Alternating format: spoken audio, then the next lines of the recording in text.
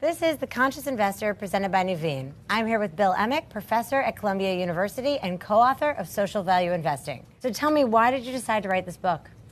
We decided to write the book because we really believe that profit and purpose can go together, that you don't have to choose one or the other. And in fact, I'll go even further than that. If we look at some of the bigger problems facing the world, inequality, climate change, opportunities, the disappearance of work, automation, those are problems that are not going to be solved by government alone, but they're not going to be solved by the private sector alone either. So we've been researching this area for 10 years, trying to find a way that you can be efficient and do good at the same time. And I think if people have a chance to take a look at the book, they'll see we found examples from all over the world, and we think there's much more to come. So it's not one or the other, it's both. And do you have one favorite example of how this has really worked in the past? Well, we love them all, and I love New York, and I'm from New York, so Central Park and the High Line are really close to my heart. But the one that's most amazing to me, and perhaps to most people, is India. You know, when most people think of India, they think of poverty, they think of streaming people, they think of Gandhi, and they don't recognize that India is the 6th largest economy in the world and growing faster than any other large economy.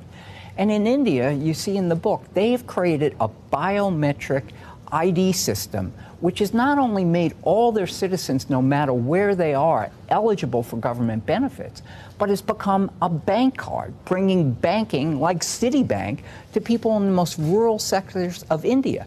Through e-medicine with a private for-profit, Apollo Medicine, you can be diagnosed for brain problems by one of the best doctors in the world in Mumbai, in your small village in northern India. To me, it's almost like science fiction. It really is. But it's happening right now. There are over 1.2 billion people registered in the system using it.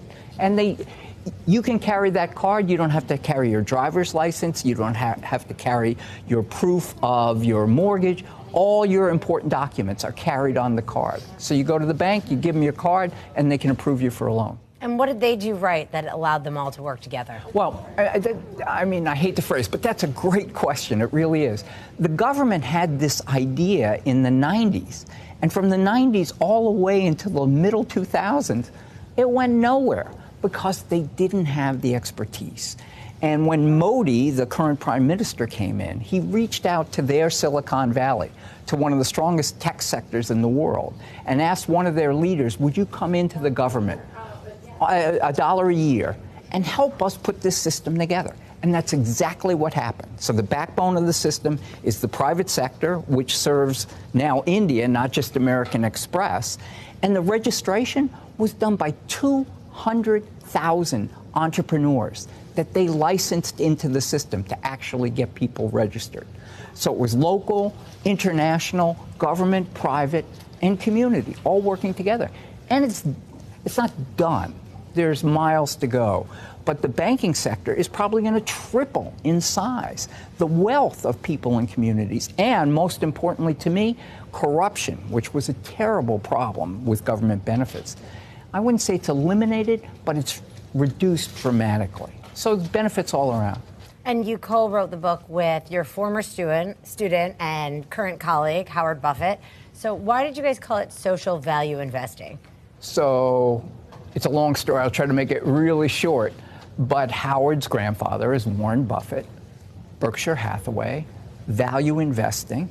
Value investing was actually, the theory behind it comes from Columbia Business School, from Professors Graham and Todd, who wrote 2 books in the 1920s and 30s that influenced Warren, who was a student at Columbia Business School, and put the principles to work in Berkshire Hathaway.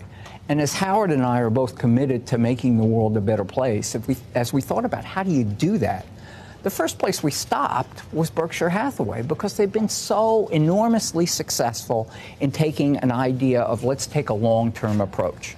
And we looked at their principles, we looked at Dodd and Graham, and then we looked at our own experience, and we put together what we think is both a management and measurement strategy that can achieve not just profit, but also purpose, positive impact. So it's not, again, it's not the choice.